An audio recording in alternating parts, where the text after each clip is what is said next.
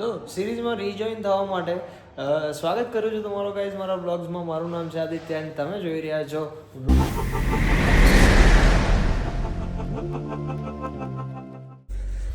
તો finally guys ચેકઆઉટની તૈયારી થઈ ગઈ છે. સ્વેટર આપણે અહીંયા ગાડીમાં ભૂલી ગયા હતા કાલે, એ અત્યારે ખબર પડી કે સ્વેટર ગાડીમાં રહી ગયું. તો વાંધો નહીં, એટલી બધી કંઈ ઠંડી હતી નહીં, પણ અત્યારે ઓલમોસ્ટ 10 ડિગ્રી છે.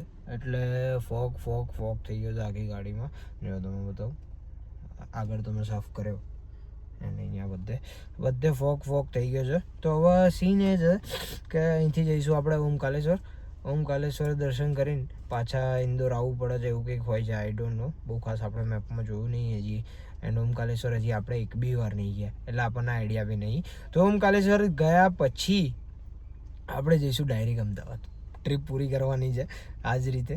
પણ વસ્તુ એ હતી કાલની કે આખું ઇન્દોર એક્સપ્લોર કરવા જતા તો બહુ ટાઈમ જતો રહેતો હતો. એન્ડ રજાઓ 2 જ હતી, આજની એન્ડ ગઈકાલની 14-15 ઉત્તરાયણની. તો ગાઈઝ હોટલથી ચેકઆઉટ કરી દીધું એન્ડ હવે આવી ગયા છે ઇન્દોરની ફેમસ કચોરી ખાવા. લઈ દો આવાજ બતાવી દો. ખાધા કરતા તો ગાઈઝ આ લોકો છે ને સ્નેપમાં વધારે ઇન્ટરેસ્ટ છે.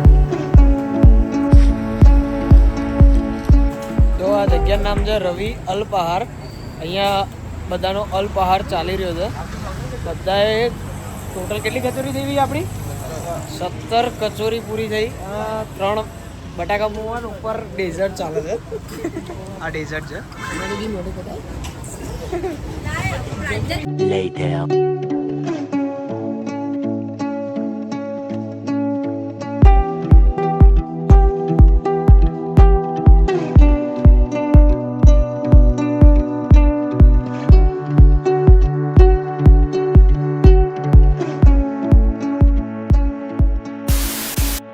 તો ફાઇનલી ગાઈઝ ઓમકાલેશ્વર આવી ગયા છે અને અહીંયા માંડ પાર્કિંગ મળ્યું છે, કેમ કે પાર્કિંગના ઇસ્યુ છે અને ખરાબ એટલો રસ્તો ટાટિયાની કડી થઈ ગઈ છે. બહુ ખરાબ રસ્તો ઇન્દોરથી ઓમકારેશ્વરનો.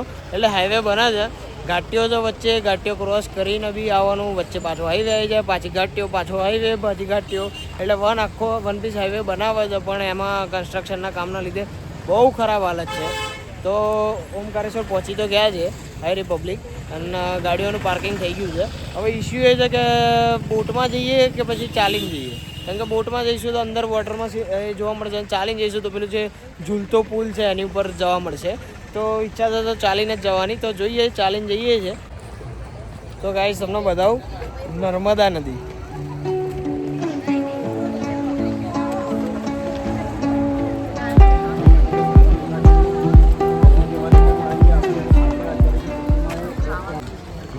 તો ડિસાઈડ એ કર્યું છે કે હવે બોટમાં જઈએ છીએ આપણે.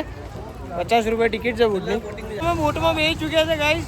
50 રૂપિયાની જગ્યાએ 150 રૂપિયાવાળી ટિકિટ લીધી છે. કેમ કે 50 રૂપિયાવાળીમાં ખાલી મંદિર હતું અને આ 150 રૂપિયાવાળીમાં મંદિર છે. આગળ પેલો ડેમ છે જ્યાં સંગમ છે નદીઓના, એન્ડ પેલી જે મૂર્તિ છે જે કોપરની જ આખી એવું કહેવાય છે અહીંયા, એ બી જો અહીંયા બી બતાવશે. હું તમને બતાવું. આ આપણી બીજી બોટ છે, એ આવો આપણી સાથે હમણાં જોઈન કરશે.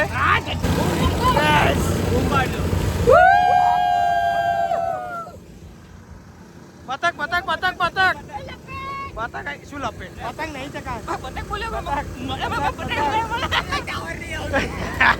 આપણી પેલી બીજી બોટ છે, એ બી આપણી સાથે આવે છે. તો આપણે બહુ પહેલાં જે વ્લોગ બનાવ્યો હતો ને એમાં આપણને આટલું બધું સારું એવું આવડતું નહોતું, એટલે આપણે બોટિંગનો બહુ નાની એવી ક્લિપ લીધી હતી. પણ આ ફેરના વ્લોગમાં બોટિંગની બહુ મોટી એવી ક્લિપ લઉં છું. બતાવું તમને આખા બધા મારા સિનેમેટિક્સ.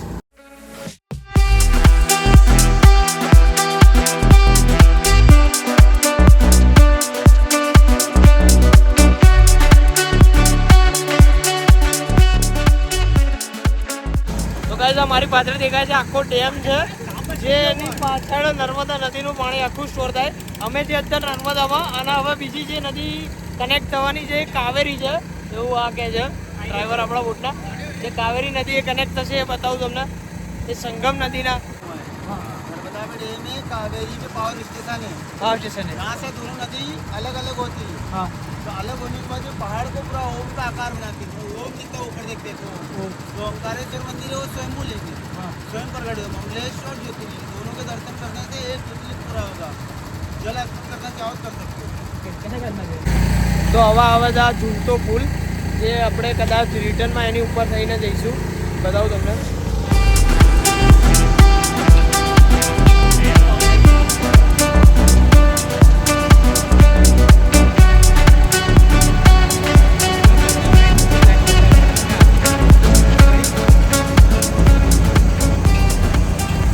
તો આ છે આખું આ મંદિર જે ઓમકારેશ્વર.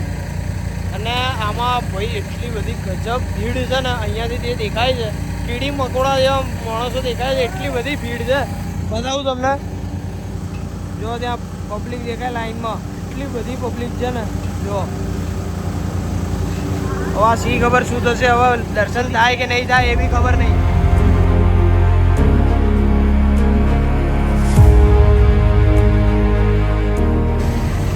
તો આ છે 108 ફૂટની આદિ શંકરાચાર્યની મૂર્તિ. એ આખી તાંબાની બનેલી છે, એટલે કે કોપરની બનેલી મૂર્તિ.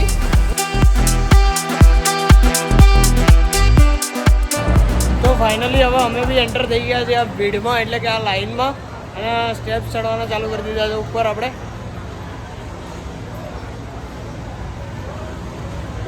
પાછળ પબ્લિક બી છે, ત્યાંથી દર્શન થાય છે ગાઈસ. તો भी ऊपर तो जैसूँ क्योंकि हम में है जज्बा. भाई આગળ ખબર નહીં શું થાય. બહુ ભીડ છે, કેમ કે નીચેથી તો બોટમાં જોયું હતું તો ઘણી એવી ભીડ દેખાતી હતી. હવે ઉપર મેન લાઈન કનેક્ટ કરીએ ત્યારે ખબર પડે. આ બોટવાળાએ અમને નીચે ઉતાર્યા તો અહીંયા આવ્યા છે.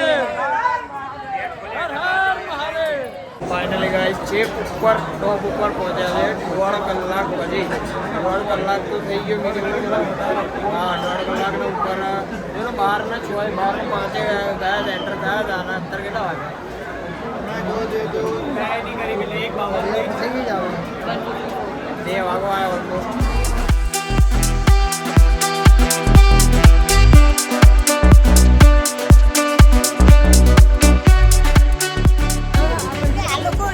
ફાઇનલી દર્શન થઈને બહાર આવી ગયા છે. જો તમને બતાવું રેલિંગો આટલું બધું અહીંયાથી જે છેક ઉપર ચડીને ત્યાં છેક દર્શન કર્યા.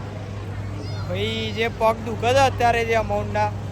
અને આ વસ્તુ કેવી છે કે થોડી એવી રાહ જોવી પડી, પણ ગર્ભગૃહમાં એન્ટ્રી મળી ડાયરેક્ટ, એટલે બહુ નજીકથી દર્શન કર્યા છે.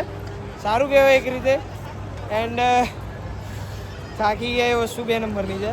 એન્ડ ઘરે પહોંચવાનું બહુ લેટ થવાનું છે. હવે જોઈએ શું થાય છે, કેમ કે 1 વાગે નીકળી જવાનું વિચારતા હતા ને અત્યારે 2:30 વાગી ગયા છે ઓલમોસ્ટ. જોઈએ હવે શું થાય. હાલ તો ચંપલ લેવા જઈએ છીએ. છેક આ બાજુથી એન્ટ્રી થઈને પેલી બાજુ એક્ઝિટ કરી તો ચંપલ લેવા માટે પાછું એન્ટ્રી બાજુ આવવું પડે. બહુ લાંબુ એવું ફરવાનું છે. અને ગજબ પબ્લિક છે. પબ્લિક આયા જ કરે છે. થાકી ગયા ભાઈ. તો હવે અહીંયાથી સામે જઈએ છીએ મામલેશ્વર. એટલે બોટમાં જઈએ છીએ, કેમ કે ચાલીને એટલે ઊભા ત્યાં પગ ઉપર દુખી ગયા એટલા બધા. 2 કલાક વેટિંગમાં ઊભા રહ્યા ત્યારે જઈને દર્શન થયા. દર્શન બહુ મસ્ત થયા છે, જોરદાર. પણ પગ તૂટી ગયા. અને સામે જઈએ છીએ હવે મામલેશ્વર મહાદેવે. એવું કહેવાય કે ભાઈ અહીંયા આવ્યા તો અહીંયા આવવું જ પડે, તો ત્યાં જઈએ છીએ. અહીંયા બી બહુ ભીડ છે, એટલે નહીં ઊભા રહેતા. મામલેશ્વર મહાદેવ જબ્બર લાઈન છે, એટલે ઘરે પહોંચવામાં બહુ લેટ થવાનું છે. એટલે અત્યારે નીકળી જઈએ છીએ. જવું હતું પણ ટાઈમ સેટ નહીં થવાનો, તો નીકળવું પડશે એવું જ છે. તો હવે કંઈ નહીં, આટલે આ દર્શન થઈ ગયા, બહુ સારું કહેવાય. અને મામલેશ્વર બી ધજાના દર્શન કરી લીધા હતા આપણે. તો ગાઈસ ગજબ થાકી ગયા હતા, એટલે કોઈ બ્લોગ આગળ ને કંઈ નાની એવી બી ક્લિપ બનાવી નહીં. અને હું બાજુમાં જ બેગી મેં ગાડી ચલાવી જ નહીં જરાક બી. પાર્થિવભાઈ અમારા પ્રો ડ્રાઈવર ચલાવ્યો હતો ખેરના, હેવી ડ્રાઈવર, જે ગાંઠીઓ કુદાડીને લઈને આવ્યા હતા. પાછી એ જ જગ્યાએ જ્યાં આપણે સવારમાં સીએનજી ફિલઅપ કરાવ્યો હતો, એ જ જગ્યાએ ફરીથી ફિલઅપ કરાવવા માટે ઊભા રહ્યા છે. તો હવે જોઈએ આપણે ઘેર કેટલા વાગે પહોંચીએ છીએ, કેમ કે 2 વાગે મને નહીં લાગતું પહોંચી રહેવાય, કેમ કે હજી તો કરીશું, બાકી છે. બપોરે કઈ બી આચર કુચર જે આલુ પરોઠા ને બધું ખાઈને ચલાવી લીધું, બધું કરી દીધું કેમ કે જો ત્યાં ટાઈમ વેસ્ટ કરતા તો ઘેર જવામાં હજી લેટ થતું, એટલે પછી એ બધું ટાઈમ વેસ્ટ થઈ ગયું હતું. ટાઈમ વેસ્ટ થઈ ગયો હતો ખાસો એવો, કલાક જેવો હતો. અને હવે 6:30 થઈ છે, તો હજી 8 કલાકનો રસ્તો તો બતાવે તો ઓલમોસ્ટ. જોઈએ હવે કેટલા વાગે ઘેર પહોંચીએ છીએ.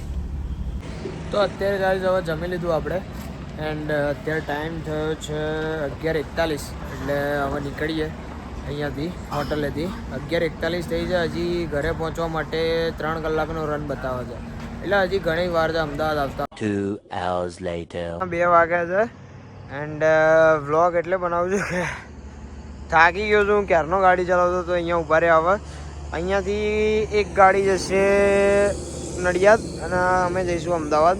તો આ એ બ્રિજ છે, એક નડિયાદ જશે અને એક અમદાવાદ જશે. રાતના 2 વાગ્યા છે અને 11 ડિગ્રી ટેમ્પરેચર છે. એમાં ઊભો છું અત્યારે, અને બાકી બધી પબ્લિક ઊંઘે છે.